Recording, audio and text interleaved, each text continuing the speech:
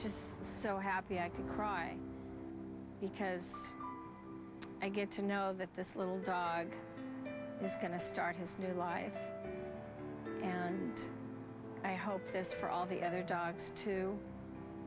I can't deliver each one of those individually, but the ones that I'm going to deliver, this is my reward. This is the payoff for the fight. A lot of people are giving me credit for saving these animals, and I'm giving credit to Kimmy Peck and all the rescue organizations that rallied around her. It is the biggest rescue I've ever tried to take on. When I saw all their faces and the desperation and what they have seen and been through, it actually broke my heart, and I knew I had to save them. I had to, no matter what it took, I had to save them. It's the longest 9 months of my life, but the most rewarding. And I hope thousands and thousands of dogs will benefit from this fight, and that the people in the shelters and the people who didn't agree with what I was doing will be swayed a little bit and realize that there is hope with every dog.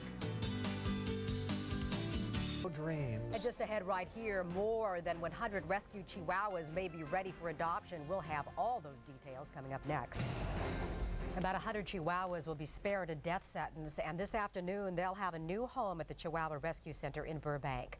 The dogs were pulled from a puppy mill last summer, and volunteers worked to save them. They say they are pleased with Friday's final ruling by a judge to let them live. Experts had condemned the dogs, saying that they were too antisocial to be adopted. But their defenders convinced the judge otherwise. And now the real work of rehabilitating these pups and finding them homes begins. The rehab is TLC, a little peace and quiet, 3 meals a day, and a nice couch and TV. Animal experts believe most of the dogs will do well and will soon be ready for adoption. Others may take much longer to rehabilitate. You know, I kind of like that 3 meals a day on the couch, too. Okay. You're fond of that, I know. Yeah. The lives of 100 Chihuahuas just got a whole lot better. They are leaving an animal shelter and are one step closer to loving homes. Every time I walk in that building, I start crying. Every time I see one leave, I get tears. Tears of joy after months of an uphill battle to win the dogs their freedom. The folks at Chihuahua Rescue spent $40,000 in the fight. President Kimmy Peck says it was worth every penny. This is the Academy Award night of rescue, definitely. Most of the Chihuahuas had been seized from an Acton breeder last year who kept the dogs in overcrowded and filthy conditions.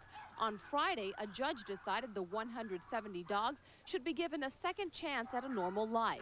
Today, their new lives begin. We think all but 3 will probably eventually get placed. We're not putting a time limit on it.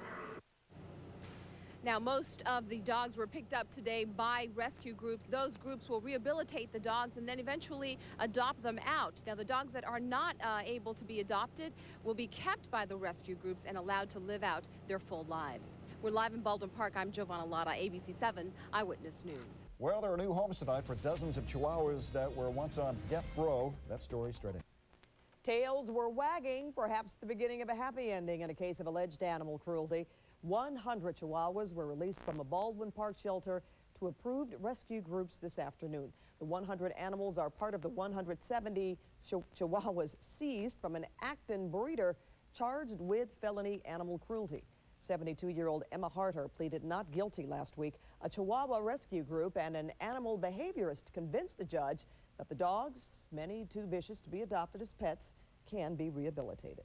1980, Tatum resurfaced in the film Little Darlings, sharing top billing with popular teen star Christy McNichol. Little Darlings screenwriter Kimmy Peck. Tatum would come onto the set and sometimes forget her lines, and she would stop mid-sentence and call for the line. And she did it with an attitude like it was okay to do that, and she got the director very upset. And finally he took her aside and had a word with her. And rather than backing down and saying, you know, I'm sorry, I'll learn my lines, I'll do better, she challenged him and said, you know, I'll call my father. So Ron Maxwell said, fine, call your father. And Ryan O'Neill flew down to Georgia to confront Ron Maxwell.